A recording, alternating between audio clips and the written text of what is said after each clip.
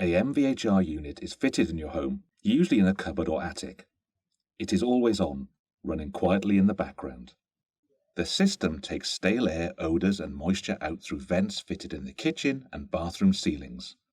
It creates a healthier living environment by recycling warm, moist air, helping to stop moisture buildup and prevent condensation, which could cause mould. It turns on automatically with a bathroom light, and there is a boost switch located in the kitchen or living room, which you should turn on when cooking or using a tumble dryer. It might stay on for some time after you switch it off, usually until all the excess moisture is cleared. If you need to contact a member of staff or report a repair, please contact Wales and West Housing on 0800 052 2526 or visit our website at www.wwha.co.uk,